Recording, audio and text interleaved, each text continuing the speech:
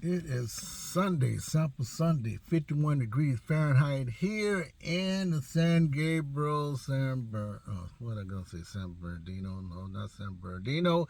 You know, a lot of stores do be closing down in San Bernardino, but that's another story. I'm reading about that all the time. Don't read specifically, but they always talking about stores going out of business, or should I say, restaurants, things like that, closing down for health reasons, stuff like that.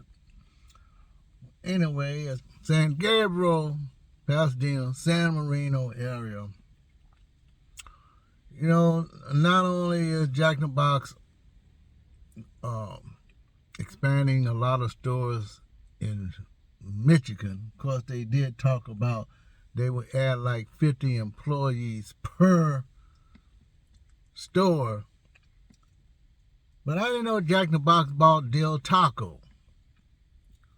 And it said that because they sell almost the same type of stuff, that they're not going to really change anything, you know, the burgers, fries, and all that type of stuff.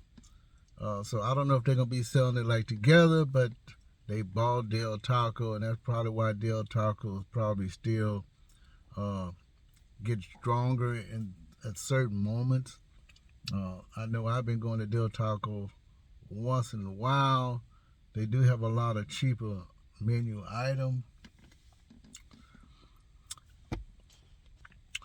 You know, I had to look up what's the difference between a regular restaurant and a fast food restaurant. The only real difference is that fast food places are pretty much like what it says, faster service, not necessarily quality, but faster service, getting the food out quickly, conveniently. But then again, I wonder, with all the big major restaurant chains going out of business, especially here in Southern California, I do notice that when one chain goes down, a fast food restaurant fills up its place. They tear down the whole building, or they might not, and they put up a new Wendy's, or they put up a new Chick-fil-A, or they put up whatever store they is. So I think the choices of restaurants have dwindled. Even though you see new restaurants popping up, they don't seem to have the same qualitative style. Of course, the style is more, I guess, cultural to today's changes. There are some barbecue places that are popping up, but they're still basically small restaurants. Only thing I really know is that is all the major big restaurants, including Red Lobster, when they close down in one area, they seem to pop up in another. Not necessarily in the San Gabriel, but look like they're still going strong in the States or in the more rural areas, or the new rural areas where they're building new homes, where there are homes with HOA fees and people paying a little bit more than what they should just to make a living. So the places look new. It seems like that some of them are staying in Arizona, Nevada, and then you have other new breakfast places that are popping up. They have always been around. Black Bear restaurants used to be specifically east of California, or should I say in the rural parts of California, like right in the middle of California and Utah. Now they're around. Cracker Barrels, the same thing. I didn't see no Cracker Barrels in California, not up until this past couple of years. My first Cracker Barrel experience was in Flagstaff, Arizona. And my first Black Bear restaurant experience was some years, I think somewhere near the mountain of, I can't think of the mountain range, but it's in the middle of California. Go up to 5. I can't think of the mountain there. But those restaurants have been around. And now they're spreading to California. I also read that there is a soup plantation clone. I think it's somewhere here in somewhere near the San Gabriel. I'm gonna check that out. It's supposed to be a soup plantation clone, because the soup plantations had went under many years ago. We know they're not coming back.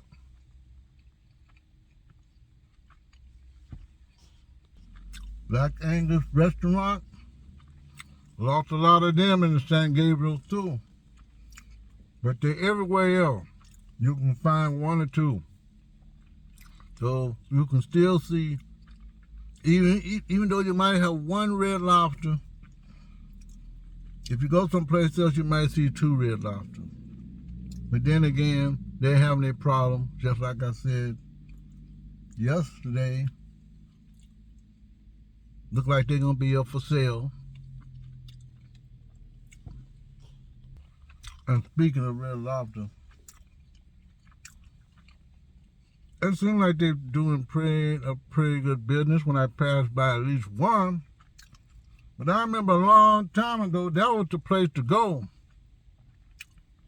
Whether it's Mother's Day, Easter,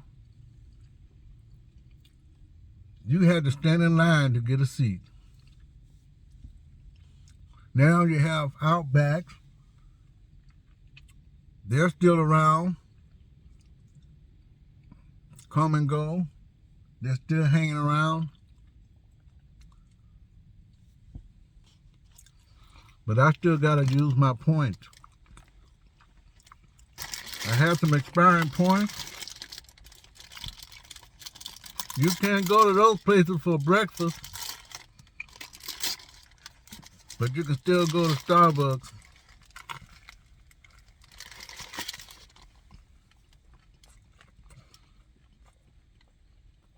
You can still go to Winchell's.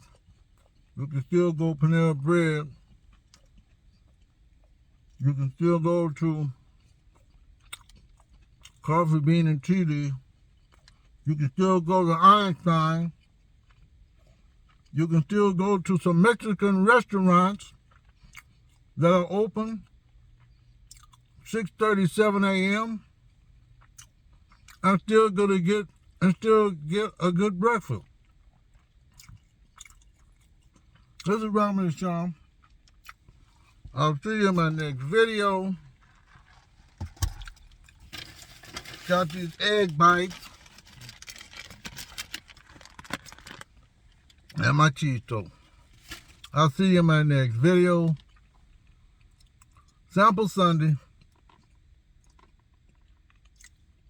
What else can I say? Make a long story short, that was my intention. But I just ramble on because I'm reading about all this information. There's much, much more. A lot of the fast food restaurants are expanding. I would say they're competing with one another, even though all the prices of all their foods are about the same.